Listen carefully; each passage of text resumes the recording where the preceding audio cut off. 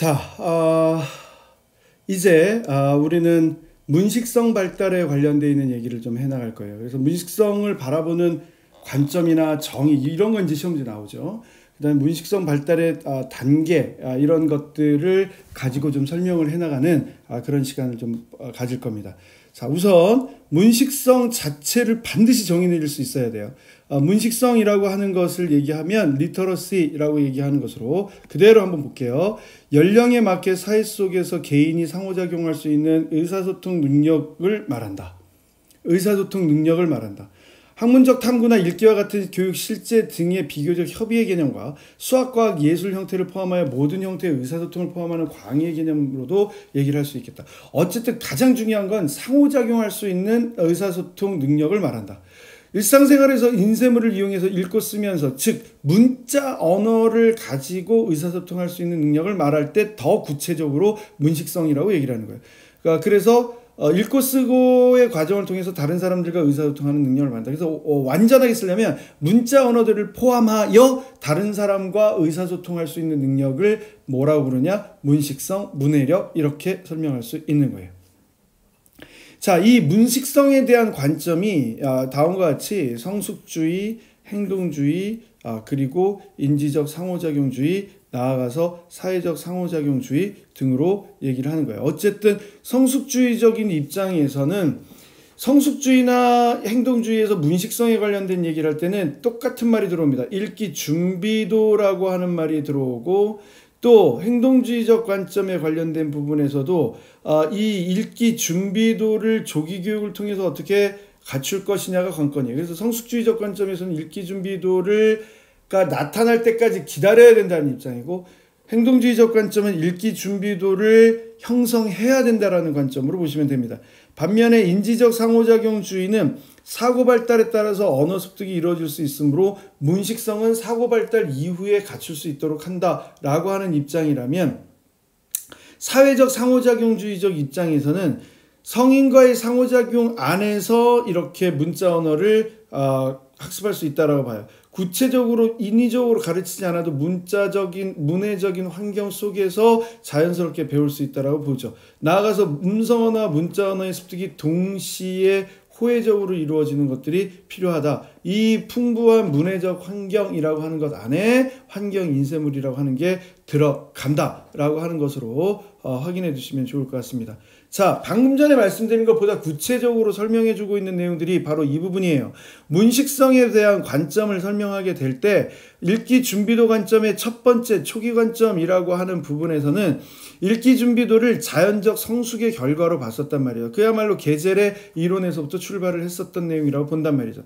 그런데 읽기 준비도의 후기 관점에 관련되어 있는 부분을 보게 되면 연습해서 준비도를 갖추자라고 하는 입장으로 보다 적극적으로 변한다. 어떻게 갖출 수 있느냐? 단계별로 적절한 연습의 기회를 제공해주면 굳이 성숙이 될 때까지 기다리지 않아도 될 수 있을 거다. 근데 이제 입장은 성숙주의를 하고 방법은 행동주의를 갖는 좀 비일관적인 형태의 내용으로 제시가 되니까 문제가 된다라고 설명을 했었던 거예요.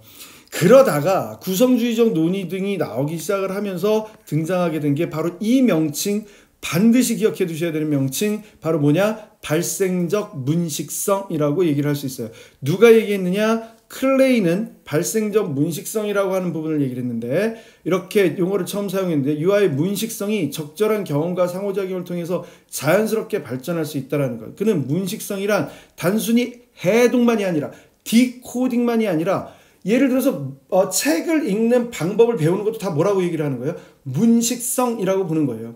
또 문화권에 따라서는 위에서부터 아래에서 읽을 수도 있고 왼쪽에서 오른쪽에서 읽을 수도 있고 오른쪽에서 왼쪽으로 읽을 수도 있다라는 거예요. 이 발생적 문식성이 읽기에 관련되어 있는 것만 얘기한 게 아니라 이 부분도 얘기했어요. 창안적 글자 쓰기. 근데 이게 나중에 슈켄단체나 이런 쪽에 가면 창안적 글자 쓰기에 관련된 걸 없는 조합을 하느냐. 이것도 예를 들어서 만들어낸 글자의 초기 형태라고 얘기를 하고 그 다음에 우리나라와 같은 경우에 있어서는 소리 나는 대로 쓰느냐 이것도 일종의 뭐라고 보느냐 창안적 글자 쓰기의 하나로 보는 경향도 있더란 말이죠. 근데 이런 경우로도 본단 말이죠. 그래서 관례적인 쓰기가 배우기 전에 쓰기 행동이 출현하는 것들을 확인해 줄 때 넓게 쓰는 말이 다 뭐냐? 창안적 글자 쓰기와 같은 그런 개념으로 얘기를 합니다. 어쨌든 창안적 글자 쓰기라고 할 때는 표준적인 체계, 관리적인 체계에서 벗어나고 있는 것들을 말한다라고 하는 것으로 보시면 될 것 같고요. 자, 이 발생 전 문식성에 관련되어 있는 것을 보게 되면 그러면 이 중에서 이 특징은 뭐로 봐야 됩니까? 요렇게 총체적 접근의 형태, 읽기 쓰기가 동시에 발전할 수도 있다라고 하는 것, 또 읽기 쓰기 말하기 듣기 학습 과정을 뭐라고 보고 있어요? 통합적인 부분으로 본다라고 하는 게 이 발생 전 문식성 관점의 어떤 입장이자 내용이다라고 보시면 좋을 것 같습니다. 그랬다가 그러면 우리는 어떤 입장을 취해야 될 것이냐? 여러분, 균형 잡힌 접근법 기억나시죠? 균형 잡힌 접근법. 그러다 보니까 나오는 말이 뭐가 되는 거예요?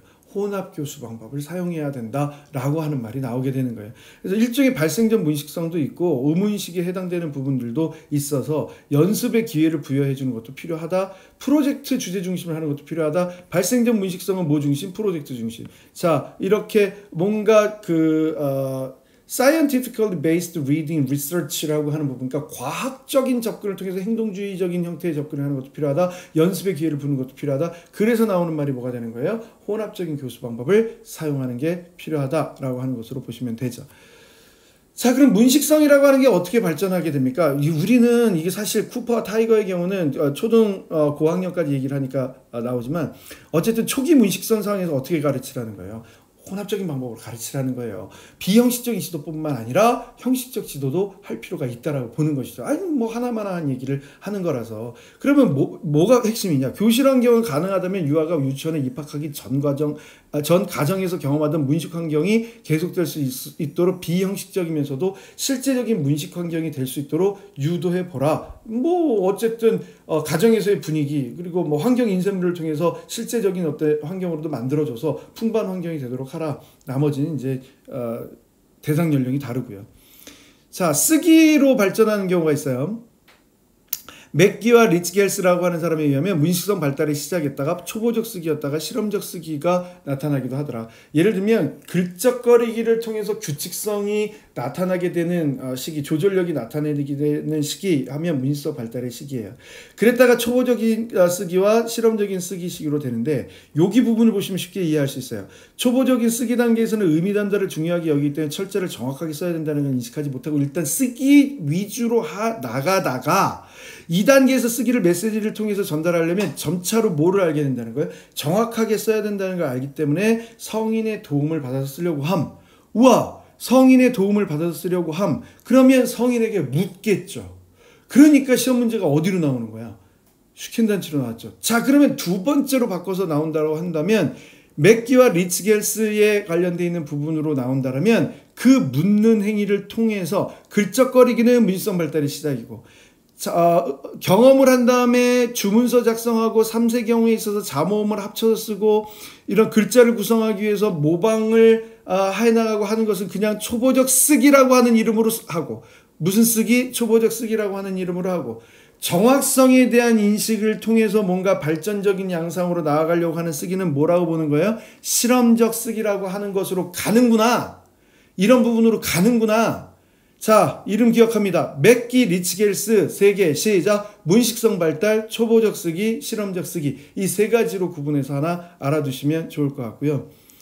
그런 점에서 음성언어와 문자언어가 어느 정도의 차이가 있습니까? 예전에는 이게 철저했어요. 음성언어는 보다 더 맥락적이고 문자언어는 보다 더 탈맥락적이었다라고 얘기를 했는데 그렇지 않을 수도 있다는 거죠. 시공간의 초월이라고 하는 것 차원에서. 그래서 예를 들어서 음성언어 안에서도 탈맥락화되는 경우들이 있고 맥락화되는 경우도 있고 문자언어 안에서도 탈맥락화되는 경우가 있고 맥락화되는 경우가 있다. 관건은 그러니까 이게 시험 문제에 나올 수 있다라고 보는 거예요. 사례를 주고 이 사례 안에서 찾아봐라 라고 나올 수가 있다라고 보는 거예요. 면대면 대화는 음성언어이자 맥락화된 언어라고 여러분이 쓸 수 있어야 돼요. 메뉴나 상표는 문자언어이자 맥락화된 언어라고 쓸 수 있어야 돼요. 어떤 강연회와 같은 것들을 보게 되면 이야기를 전해 듣는 것이 되면 음성언어로 탈맥락화된 것이라고 볼 수가 있어요. 대부분의 읽기와 쓰기, 예를 들어서 책을 읽는 거는 지금 이 자리에서 이루어지지 않지만, 즉 써진 건 지금 이 자리에서 이루어진 건 아니지만 탈맥락화된 것이지만 문자언어로서 전달되는 거라고 볼 수 있겠어요. 자, 이런 부분에 집중해서 기억하시고 또 확인해 두시고 또 정리해 두셨으면 좋겠습니다. 이런 것까지 살펴봐서 문식성에 관련되어 있는 얘기, 관점과 발달의 단계에 해당되는 얘기 맞춰봤습니다. 좋습니다.